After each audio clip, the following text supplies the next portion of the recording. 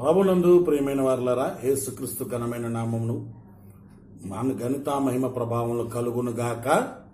మరి విశేషకరంగా ఆశ్రయం YouTube channel ద్వారా ఎంతగానో మీరు బలపరుచున్నారని ప్రభువును స్తుతిస్తూ ఉన్నాను.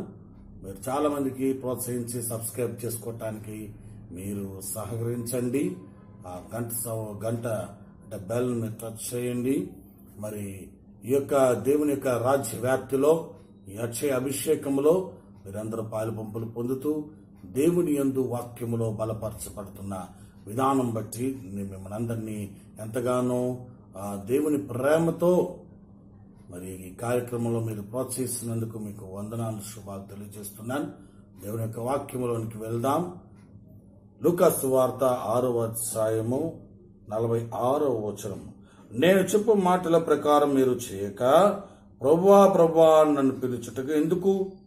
నా యొద్దకు వచ్చి నా మాటలు విని వాటి చొప్పున చేయు ప్రతి వాడు ఎవని పోలి ఉండునో మీకు తెలియజేతును.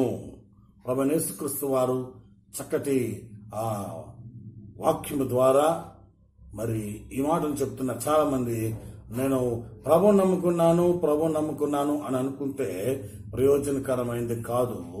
ప్రభువాని పిలుచువాడు పరలోకానికి చేరడు. మరి దేవుడు చాలా స్పష్టంగా, ఉచితంగా తన కృప చేత, తన వాత్సల్యకరమైన ప్రేమ చేత, తన శక్తి సంపన్నమైన కటాక్షము చేత మనలను ప్రేమించి అమూల్యమైన తన పరలోకపు ఆశీర్వాదములో పాలి భాగస్థులు అవుటకు తన వాత్సల్యకరమైన ప్రేమను చూపిన ఆ గణనాథుడైన దేవాది దేవుడు నీ జీవితంలో ఉన్నతమైన ఆశీర్వాదకరమైన క్షేమంలో నిలబెట్టడానికి తన కృపా వాత్సల్యము చేత ఒక మార్గంగా ఏర్పాటు చేసి మన జీవితంలో ప్రాముఖ్యమైనది దేవుని యొక్క వాక్యాన్ని మన హృదయంలో నాటబడినట్టుగా, నువ్వు ఫలించే చెట్టుగా, నీ దీవెనకరమైన ఆశీర్వాదాలు పొందినట్టుగా దేవాతి దేవుడు నిన్ను ప్రేమించి పిలిచి తన అమూల్యమైన కృపలో భద్రపరిచి ఆయన సొత్తుగా ఏర్పరచుకున్న ఆ దేవాతి దేవుని దగ్గర నీవు దినదినము అభివృద్ధి పొందొచ్చు, ఆశీర్వాదకమైన దీవెనలు పొందాలని ప్రభాషపడుతున్నాడు. అయితే మరి దేవుడు చెప్తున్న శ్రేష్టకరమైన మాటలు మనం అర్థం చేసుకోవాలి. పరిశుద్ధ దేవాతి దేవుడు, మన పరమ తండ్రి, మన జీవాధిపతి నజరేయుడైన యేసుక్రీస్తు ప్రభు యొక్క అమూల్యమైన కృపలో పాలుభాగస్తులవుతున్న జీవితాన్ని సుభిక్షకరమైన క్షేమములకు నడిపించడానికి, సుభిక్షకరమైన జీవితంలో నీవు ఆశీర్వాదకరమైన జీవితంలో అభివృద్ధి పొందటానికి ప్రభు తన కృపను చూపుతూ ఉన్నారు. అందుకే ఒక మాట చెప్తున్నాడు, పై పెదవులతో పిలిచేవాడు కాదు, అంతరంగంలో దేవుని అనుసరించేవాడు దేవునికి బహుయిష్టుడిగా ఉన్నాడు. అందుకే నా మాట చొప్పున నడిచేవాడు ఏ విధంగా ఉంటాడు నేను చెప్తాను వినండి అని ప్రభు చెప్తున్నారు. ఏమిటా పదమును మనం జాగ్రత్తగా చూద్దాం. వాడు ఇల్లు కట్టవలనని ఉంది. చాలా ప్రాముఖ్యమైన పదాన్ని మనం నేర్చుకుందాం. ఇల్లు కట్టుట. మానవుడికి దేవుడు చాలా ప్రాముఖ్యమైన విషయాలు. మానవుడు సృష్టించాక మొదటగా తన గృహాన్ని కట్టుకోవటానికి, గృహము అని అంటే మనకు 4 గోడలు కాదండి, అవ్వ ఆదామును జతపరచు. అందుకే హెబ్రీ అక్షరమాలలో మొదటి అక్షరం అలెఫ్, రెండవది బేత్. కానీ ప్రాముఖ్యత రెండవ అక్షరం నుండి స్టార్ట్ అవుతుంది. ఎందుకో తెలుసండి? ఆది కాండము ప్రారంభం, ఇన్ ద బిగినింగ్. ఆది కాండాన్ని హెబ్రీలో బెర్షిత్ అంటారు. అంటే ఇన్ ద బిగినింగ్. దేవుడు మొట్టమొదటి మానవుణ్ణి కట్టడం ప్రారంభించాడు. కట్టుట, బేతేల్, అలాగే బెత్లెహేమ్, చాలా ఉన్నాయి. బేత్ అంటే ఇల్లు.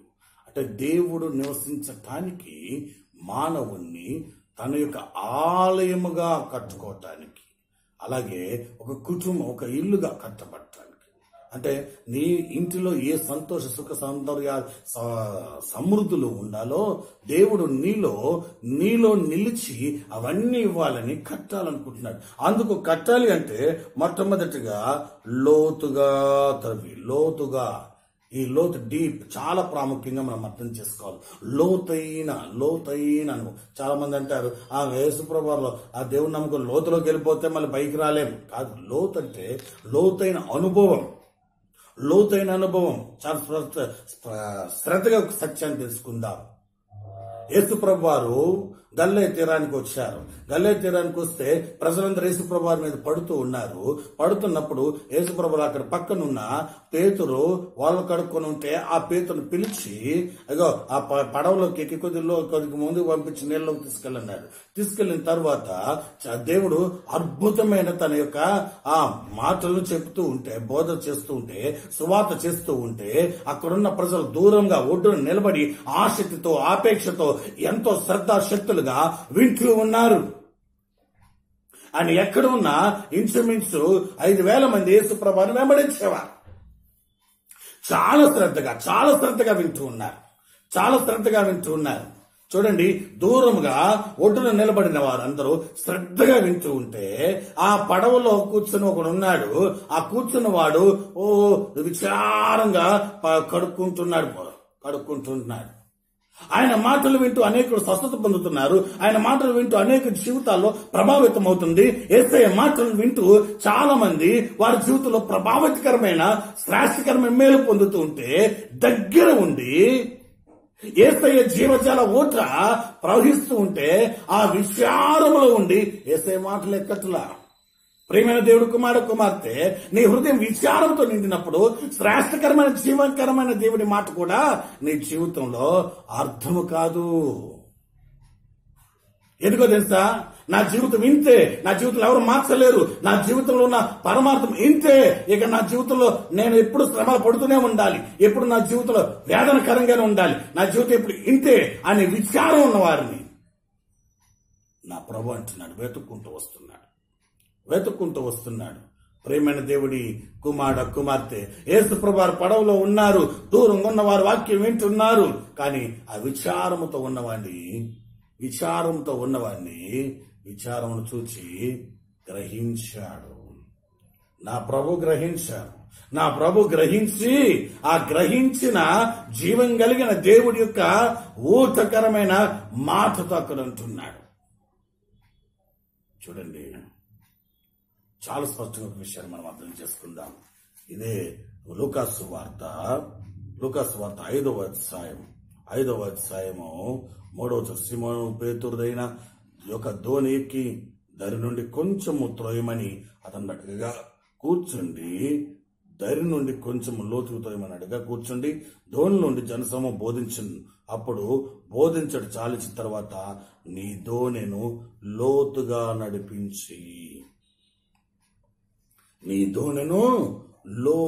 నడిపించి ఓలలు వేయమన్నాడు. చూడండి, ఇక్కడ పదాన్ని అర్థం చేసుకుందాం. చాలా స్పష్టంగా విప్లవార్థకంగా ఒక సత్యాన్ని మనం నేర్చుకుందాం.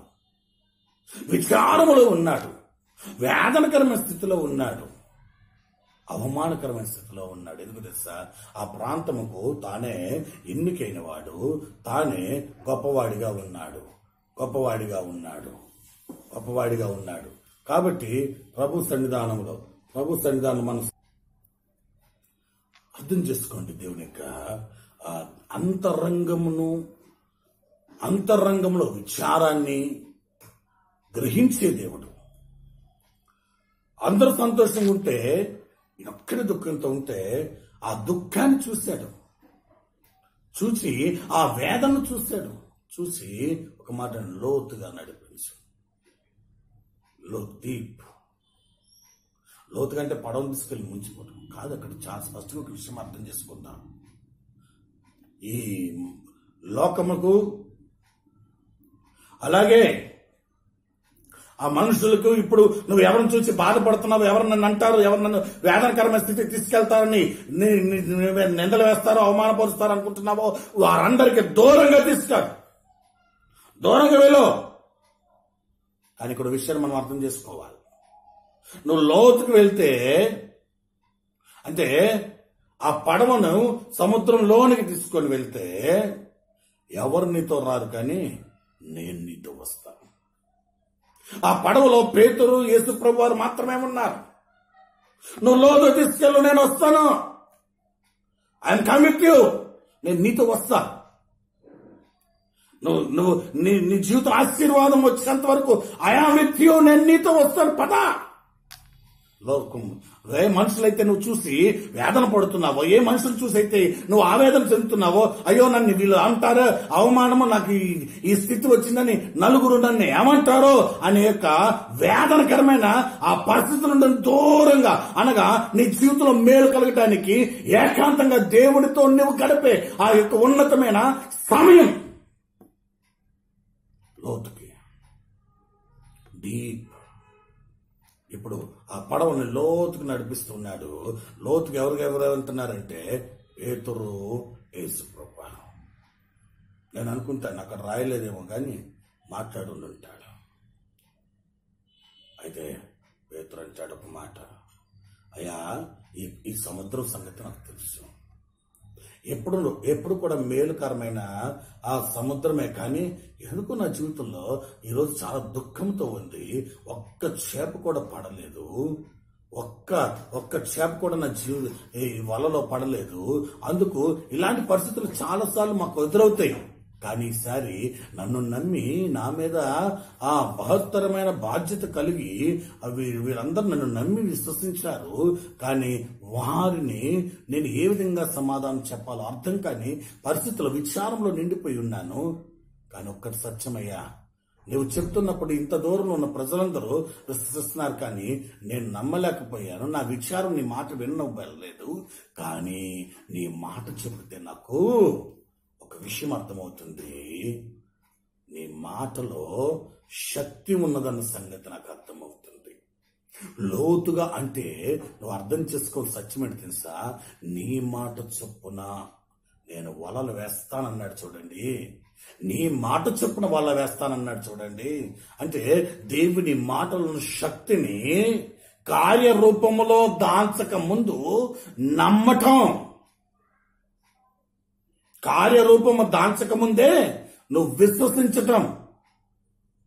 అబ్రహాం అయితే తన శరీరం మృతతుల్యమని ఎరిగి, శారా గర్భం మృతతుల్యమని ఎరిగి, రూఢిగా వాగ్దానం చేసిన వాడు చేయుటకు సమర్థుడైన రూఢిగా నమ్మి విశ్వసించాడు. కాబట్టే అద్భుతమైన తన జీవితంలో ఎవరికి అసాధ్యమైన సాధ్యపరిచే దేవుని కార్యాన్ని ఇస్సాకును పొందాడు. ఈరోజు లోతైన అనుభవం అంటే చాలా స్పష్టంగా దేవుని పట్టుకొని వెంబడించేట్టుగా దేవుడు చెప్పే మాట అసాధ్యమైన నీ జీవితానికి అది అసాధ్యంగా కనబడినా దాన్ని విశ్వసించి నమ్మటం అంటే.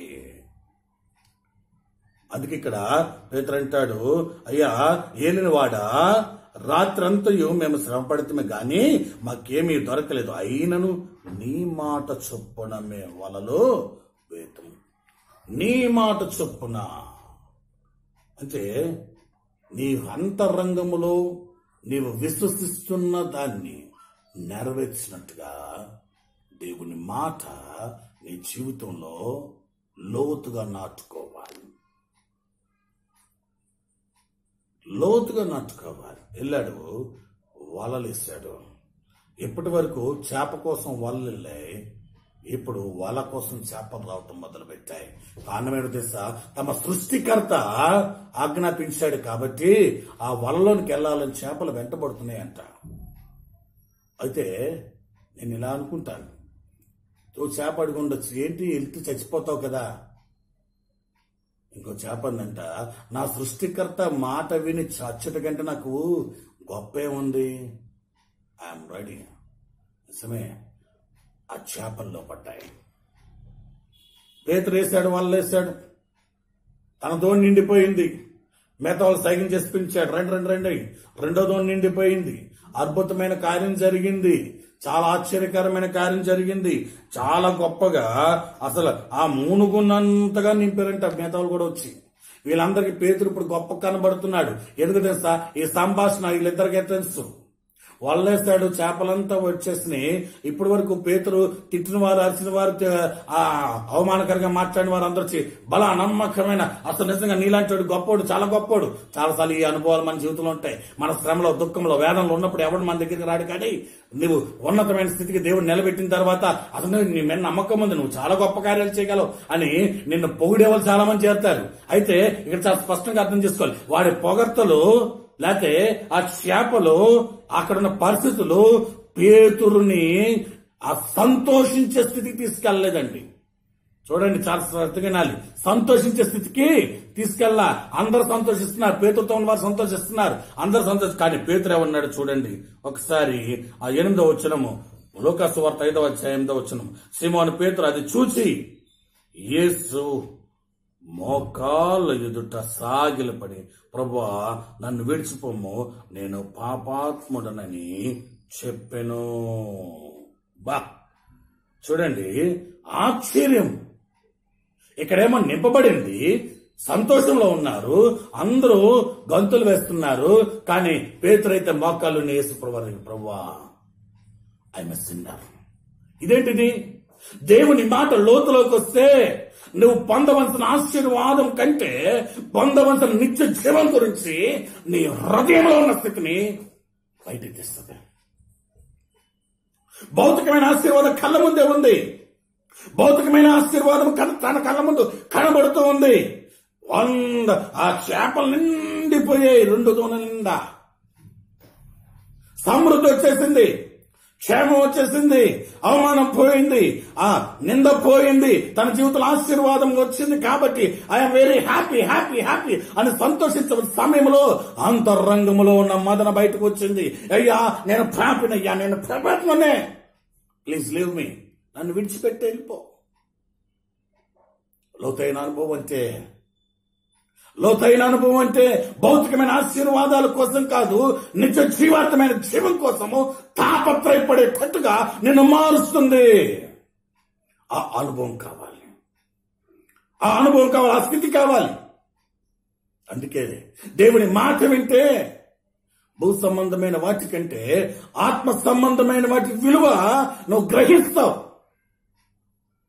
దేవుడిస్తే నాకు మేలు, ఇవ్వకపోతే ఎందుకు వదిలిపెట్టాడని అన్నావు. యోబు అంటాడు కదా, యెహోవా ఇచ్చెను యెహోవా తీసుకుని. దేవుని స్తోత్రం కలుగును గాక.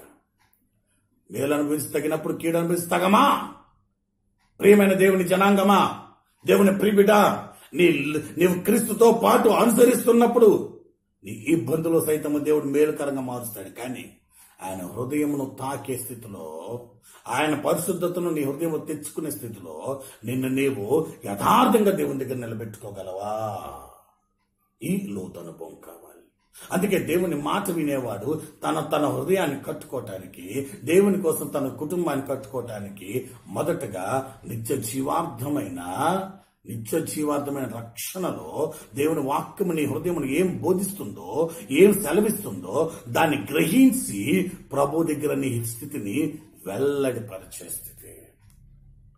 అందుకే ప్రభు అన్నారు, నువ్వు మనుషులు పట్టు జాలరుగా మారుస్తాను, గివ్ ప్రమోషన్. చూడండి, చాలా స్పష్టంగా అర్థం చేసుకోవాలి. ప్రమోషన్ అంటే ఏంటనుకున్నాం? గొప్ప స్థితికి వెళ్ళిపోవటం కాదండి. నీ స్థితిని, నీ స్థాయిని, ఉన్న స్థాయిని, లోకంలో ఉన్న స్థాయిని మార్చడం కాదు. భూ సంబంధమైన వ్యక్తివి ఆత్మ సంబంధమైన వ్యక్తిగా మార్పు చెందుతావు. ఆత్మ సంబంధమైన క్రియలు నీ జీవితంలో సంపూర్ణంగా మార్చబడతాయి. నీ జీవితంలో ఆశీర్వాదకరమైన దీవెనలో నిండుగా కలుగుతాయి. అందుకే లోతుకు తవ్వి నీ హృదయంలో లోతులో ఉన్న ఆ రాళ్లను తీయి. విచారమనే రాళ్ళు, అవమానమనే రాళ్ళు, వేదన అనే రాళ్ళు, మనుషుల ప్రభావం అనే రాళ్ళు, పాపం అనే రాళ్ళు తీసిపడేయాలి. లోతైన అనుభవం. వాక్యం నీ అంతరంగంలో చేరినప్పుడు అంతరంగంలో ప్రతి మస్సును కంచి వేస్తుంది, కడిగి వేస్తుంది. అందుకన్నాడు లోతున తవ్వి బండ మీద. దేని మీద అంటండి? బండ మీద. చాలా స్పష్టంగా అర్థం చేసుకుందాం. అంటే భూమి మీద తవ్వేటప్పుడు స్థిరంగా ఉండాలంటే స్థిరమైన దాని మీద కట్టబడాలి. స్థిరంగా ఉండే దాని మీద. అందుకే ఇక్కడ అన్నాడు బండ మీద. యేసుప్రభుకి ఒకసారి నా గురించి ఏమనుకుంటున్నారు అందరూ అని అడిగాడు. అందరూ ఏమనుకుంటున్నారు? ఏమనుకున్నారయ్యా, నువ్వు గొప్ప ప్రవక్తవి, నువ్వు ఇర్మియావి అని కొంతమంది, లేకపోతే నువ్వు ఏలియావని మరి కొంతమంది అంటూ ఉంటే ఒక్కొక్కరు ఒక్కొక్కరు చెప్తున్నారు. అంటే నువ్వు స్వస్థతనిచ్చేవాడు అని కొంతమంది, అద్భుతాలు చేసేవాడు అని కొంతమంది, ఆశీర్వదించేవాడు కొంతమంది, మాటం లేకుండా చెప్పేవాడు అని కొంతమంది రకరకాలు చెప్తుంటే పేతురు అడిగితే నీవు వెంటనే అన్నాడు, నువ్వు సజీవుడైన దేవుడి కుమారుడైన క్రీస్తువు. చూడండి, యేసయ్య మనసు తెలిసింది కాబట్టి ఉన్నది ఉన్నట్టుగా మాట్లాడగలిగాడు. సజీవుడు, సజీవుడు అంటే జీవమిచ్చేవాడవు. విచారంలో ఉన్న తన జీవితాన్ని, అవమానకరంగా ఉన్న తన జీవితాన్ని ఆశీర్వాదకరంగా మార్చి, తన స్థితిని, స్థాయిని మార్చి సజీవుల లెక్కలో తను ఉంచిన ఆ దేవుని గురించి మాట్లాడుతాడు. నువ్వు సజీవుడైన దేవుడి కుమారుడైన క్రీస్తువు అంటే జీవమిచ్చేవాడవు, దేవుని కుమారుడువు, మమ్మల్ని అభిషేకించేవాడవు, పరలోకపు వారసులుగా మమ్మల్ని అభిషేకించేవాడవు. వెంటనే దేవుడు అంటున్నాడు, యేసు ప్రభువారు అంటున్నాడు, ఎందుకు యేసు సిమోను బర్యోనా నీవు ధన్యుడవు, the first you are blessed man. ఎలాగ ధన్యుడయ్యాడు? దేవుని మాటను విన్నప్పుడు తన జీవితంలో మార్పు చెందింది. దేవుని యొక్క అంతరంగమును గ్రహించినప్పుడు, అంటే నా జీవితంలో స్థిరముగా నిలబెట్టే దేవుని మీద నేను ఆనుకున్నప్పుడు, దేవుని మీద ఆనుకున్నప్పుడు నా జీవితంలో ధన్యత్వం బయటకు వస్తుంది, నా జీవితంలో శ్రేష్టత బయటకు వస్తుంది, నా జీవితంలో ఆశీర్వాదం బయటకు వస్తుంది, నా జీవితంలో దేవుడు చేసిన కార్యాలు బయటకు వస్తాయి, వెలుబిక్కుతాయి. అందుకన్నాడు, నువ్వు ధన్యుడు, పరలోకమందున్న నా తండ్రి సంగతి నీకు బయలుపరిస్తేనే గాని నరులు నీకు బయలుపరచలేరు. మరియు నీవు పేతురు, ఈ బండ మీద నా సంఘాన్ని కడతాను. దేవుడికి స్తోత్రం కలుగును గాక. I build my church. చాలా శ్రద్ధగా అర్థం చేసుకోనండి. ఇక్కడ నీ మీద నా సంఘాన్ని కడతాను అంటే ఇది మొట్టమొదటిగా పేతురు సువార్త ప్రకటించి సంఘాన్ని కట్టాడు. కానీ దానికి ముందు ఐ బిల్డ్ మై చర్చ్. చాలా శ్రద్ధగా లోతుగా అర్థం చేసుకుందాం. దేని మీద కడతానన్నాడు? నీ మీద నా సంఘాన్ని నేను కడతాను. నా సంఘాన్ని నేను కడతాను. సంఘం అంటే church. Church means CHUR church అంటే CH క్రైస్ట్, యువర్ క్రైస్ట్. వెలుపల లోపట అనగా నీ అంతరంగములోను నీ బాహ్యములోను క్రీస్తు స్వారూప్యములో నిన్ను కట్టడానికి ఆయన శరీరముగా బిల్డ్ హిస్ బాడీ. గాడ్ అంటే దేవుని యొక్క శరీరముగా నిన్ను కట్టడానికి. అదే కొలసీలు ఒక చక్కటి పదం వాడతాడు. ఆ కొలసీలు రాసిన పత్రిక 2వ అధ్యాయము 9వ వచనంలో ఒక చక్కటి మాట ఉంటుంది. ఎందుకంటే దేవుడు మనలో ఏమి కట్టాలనుకుంటున్నాడు చూడండి ఒకసారి. కొలసీ 2:9 ఏలయనగా దేవత్వం యొక్క సర్వ పరిపూర్ణత శరీరముగా క్రీస్తునందు నివసించున్నది, మరియు ఆయనందు మీరు సంపూర్ణులై ఉన్నారు. అంటే మనలను ఎలా కట్టాలనుకుంటున్నాడు? దేవత్వం యొక్క సర్వ పరిపూర్ణతలు, సంపూర్ణతలు, దేవత్వం యొక్క సర్వ సంపూర్ణతలో దేవుడు నిన్ను కట్టాలనుకుంటున్నాడు. ఎలా? ఆయన వలె ఆయన స్వరూప్యంలో నీవు కోల్పోయిన స్వరూప్యాన్ని తిరిగి నీలో సర్వ సంపూర్ణతలో దేవుడు నిన్ను కట్టాలనుకుంటున్నాడు. ఆయన పునాది, నీ జీవితంలో పునాది క్రీస్తై ఉన్నాడు, బండ క్రీస్తై ఉన్నాడు. చూడండి, అలనాడు మోషే తన ప్రజలతో వెళ్తున్నప్పుడు దప్పిగ్గునుంటే బండ నుండి నీళ్ళు ఇచ్చినవాడు. ఆ బండ క్రీస్తే. ఈరోజు పేతురుతో అంటున్నాడు, ఇదిగో నేను నీ మీద నా సంఘాన్ని కడతాను. ఎందుకంటే స్థిరత్వం. విశ్వాసమందు స్థిరంగా నీవు ఉంటే, విశ్వాసమందు స్థిరంగా నీవు నిల్చుంటే, నేను నీ జీవితంలో పరలోకపు గవిని కడతాను, పరలోకపు ద్వారాన్ని కడతాను, ఆశీర్వాదకరమైన జీవంలో నేను నింపుతాను. మరియోనా ధన్యుడవు, నీ మీద నా సంఘాన్ని కడతాను, పాతాళపు ద్వారమును దాని ఎదుట నిలవలేరనని నీతో నిత్యం పరలోకపు యొక్క రాజ్యపు యొక్క తాలపు చెవులు నీకు ఇచ్చేదను. భూమి మీద నువ్వు దేని బంధిస్తావో పరలోకముందు దాన్ని బంధింపబడును, భూమి మీద దేన్ని విప్పుతావో పరలోకమందు దాన్ని విప్పబడును. అర్థం చేసుకో ప్రియబిడ, పరలోకపు ఆశీర్వాదకరమైన అధికారాన్ని, పరలోకపు ఆశీర్వాదకరమైన జీవాన్ని, పరలోకపు ఉద్జీవాన్ని నీలో రగిల్చి ఆయన సర్వసంపూర్ణతలో నిన్ను కట్టాలనుకుంటున్నాడు. నిజమే, ఆయన శరీరంగా నిన్ను కట్టాలనుకుంటున్నాడు. ఆయన శరీరంగా. చూడండి ఒకసారి ఎఫెసీయులకు రాసిన పత్రికలో ఒక చక్కటి మాట మన కొరకు రాయబడి ఉన్నది. ఎందుకంటే దేవుని యొక్క వాక్యాన్ని స్పష్టంగా పరిపూర్ణంగా జీవాధిపతి అయిన దేవుని దగ్గర నమ్మకంగా మనం నేర్చుకున్నప్పుడు సంపూర్ణమైన దేవుని కృపా సంకల్పకరమైన హస్తాల్లో మనము నిలబడాలని ప్రభు చెబుతూ ఉన్నాడు. సంపూర్ణమైన దేవుని శక్తివంతమైన ఆత్మచేత నింపబడినట్టుగా సహాయం చేయమని దేవుని వాక్యాన్ని స్పష్టంగా అర్థించారు. ఎఫెసీ పత్రిక 2వ అధ్యాయము 22వ వచనంలో చక్కటి మాట 21-22, ప్రతి కట్టడము ఆయనలో చక్కగా అమర్చబడి ప్రభునందు పరిశుద్ధమైన దేవాలయముగుటకు వృద్ధి పొందుచున్నది. ఆయనలో మీరు కూడా ఆత్మ మూలముగా దేవునికి నివాసస్థలమై ఉండుటకు కట్టబడుచున్నారు. ఆత్మ మూలంగా నివాసస్థలముగా. ఈరోజు మందిరం అంటే దేవుని మందిరానికి వెళ్తున్నాం కాబట్టి ఇల్లు కనబడి వచ్చేస్తుంది కాదు.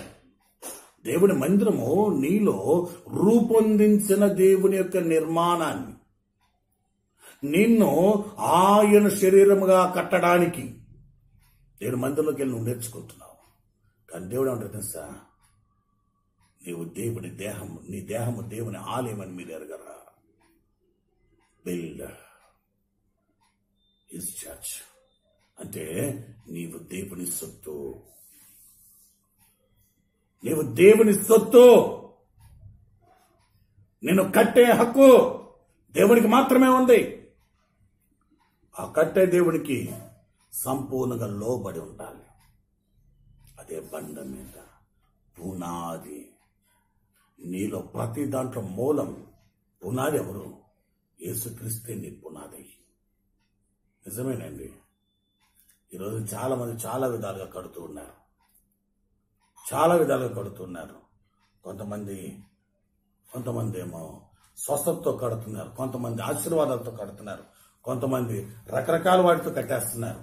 కానీ నా ప్రభు వాటి మీద కాదు కట్టాల్సింది.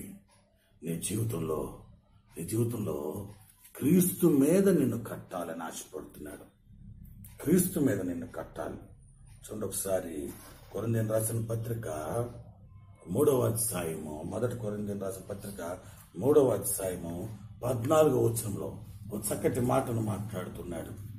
అంటే పునాది గట్టిగుంటేనే బిల్డింగ్ బాగుంటుంది. కానీ మన పునాది ఎలాగుంది? చాలా స్పష్టంగా అర్థం చేసుకోవాలి. మన పునాది ఎలాగుంది?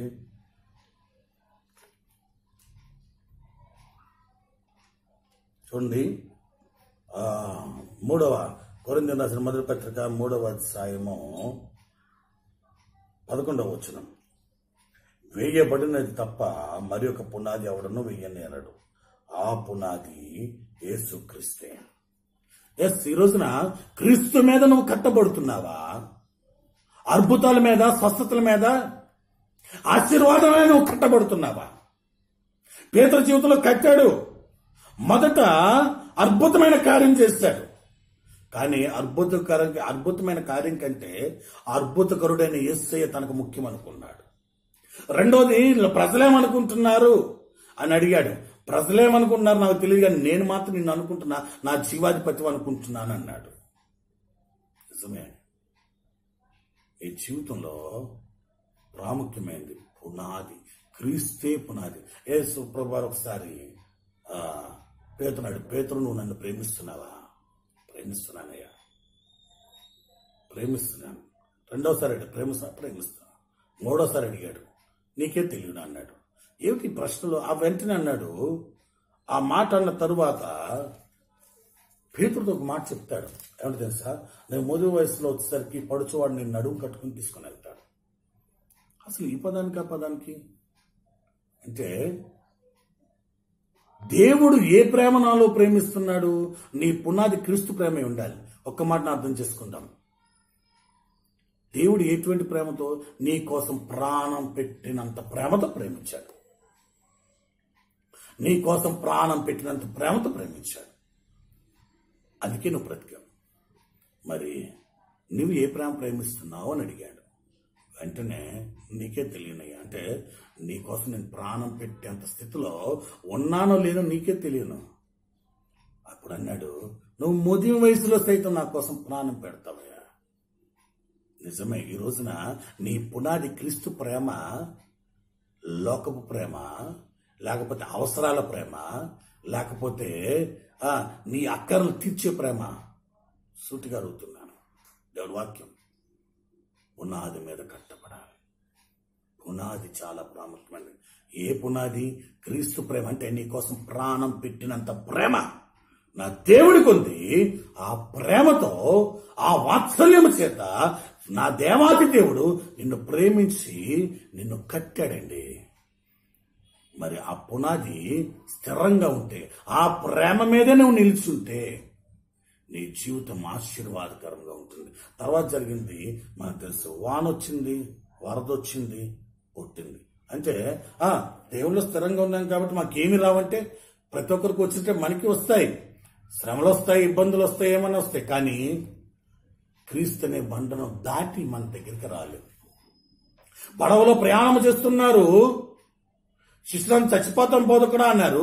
కానీ అమరంలో పడుకున్న యేసు లెగలేదంటే ఆ నీటి చుక్క ఆ పడవల్లోకి కూడా రాలేదు. ఈరోజు చాలా స్పష్టంగా అందరికీ వచ్చినట్టు మనకి శ్రమలు వస్తాయి, ఇబ్బందులు వస్తాయి, ఎదురవుతాయి. కానీ క్రీస్తును దాటి నీ ఎత్తకు రాలేవు. అది క్రీస్తు మీద కట్టబడ్డ జీవితం. అద్భుతాల మీద, ఆశీర్వాదాల మీద, లేకపోతే ఆ మనుషుల మీద, లేకపోతే డబ్బు మీద కట్టేవనుకో, కూలిపోద్ది. అందుకే ఈరోజు నా ప్రభు చెప్తాడు, లోతైన అనుభవం కావాలి, స్థిరమైన అనుభవం కావాలి, ఆధారపడే అనుభవం కావాలి. దేవుని మీద క్రీస్తు పునాదిగా ఆధారపడే అనుభవం కావాలి. బండగా స్థిరమైన విశ్వాసం కలిగిన అనుభవం కావాలి. లోతుగా దేవుని మాట వినే అనుభవం కావాలి. వారు నేను ప్రేమించేవారు అన్నాడు. నన్ను ప్రేమించేవారు. శాస్త్రవేత్తగా అందరినీ దేవుడు ప్రేమిస్తున్నాడు. కానీ దేవుని ప్రేమించేవారు స్థిరంగా ఉంటారు. నా మాట చొప్పున ప్రియ దేవుని కుమార్తె, దేవుని వాక్యం వింటున్న ప్రియబిడ్డ, అటువంటి లోతైన జీవితం నీ జీవితంలో ఉంటే ఏది నిన్ను ఎంత మాత్రమో హాని చేయదు. దేవుడు మన పక్షములకు మనకు విరోధి ఎవడు? ఈరోజు స్థిరమైన దేవుని జీవం కలిగిన జీవితంలో నీవు ఉండాలని నా ప్రభు ఆశ. అట్టి ఆశలో దేవుడిని నడిపించుటగా తల వచ్చి ప్రార్థన చేద్దాం. మహిమందాశ్రయుడైన నా ప్రియ పరలోకపు తండ్రి, నీ కృపాక్షేమం చేత నీ ప్రియబిడ్డను బట్టి ప్రార్థిస్తున్నాను. నిజమే తండ్రి, ప్రభు అని పిలిచేవాడు కాదయ్యా, నీ మాటను లోతుగా అర్థం చేసుకునేవాడు, దాని ప్రకారము నడిచేవాడు, స్థిరమైన విశ్వాసంతో నీ మీద నిలబడేవాడు, నిన్ను ఆనుకొని నిన్ను ప్రేమకు బద్ధుడై ఉండేవాడు. ఏమొచ్చినా దాన్ని జయించగలుగుతాడని మీ లేఖనాల ద్వారా మాట్లాడారు. అసత్యంలో జీవిస్తున్న మనుషులకు సత్యాన్ని బోధించమని ప్రార్థిస్తూ ఉన్నాను. ప్రభువా, సత్యవాక్యము సరైన కోణములో అర్థం చేసుకొని నీలో అభివృద్ధి పొందే జీవితాలు నిండుగా మెండుగా దయచేయమని నీ హస్తాలకు అప్పగిస్తూ ఈ ఆశ్రమ పరిచయలను అభివృద్ధి కలిగించండి. ఈ వాక్యం ఇచ్చిన ప్రతి ఒక్కరి జీవితాలు ఏదైతే కొరత ఉందో ఆ కొరతలు తీర్చున్నట్టుగా నీ జీవపు ఓటను వారి హృదయంలో కురుమరింప చేయమని సర్వాధికారి జగరక్షకుడైన నజరేయుడైన యేసుక్రీస్తు నామమున మా ప్రార్థన విన్నప విజ్ఞాపనలు సమర్పించి వేడుకొంచున్నాం మా ప్రియ పరలోకపు తండ్రి. ఆమేన్. తండ్రి, కుమార పరిశుద్ధాత్మ త్రియేక దేవుని దీవెన ఆశీర్వాదాలు ఇప్పుడు ఎల్లప్పుడు సదాకాలం మీకు తోడి ఉండి బలపరిచి నడిపించును గాక. దేవుడు మిమ్మల్ని దీవించును గాక. మీ యొక్క అవసరత కొరకు, అక్కల కొరకు ప్రార్థిస్తానికి సిద్ధంగా ఉన్నాం. మా యొక్క పరిచర్లను ప్రేమించి మా కొరకు ప్రార్థించండి. మీ కొరకు ప్రార్థించటకు సిద్ధంగా దేవదాసుడు పాస్టర్ వాసు. వందనాలు.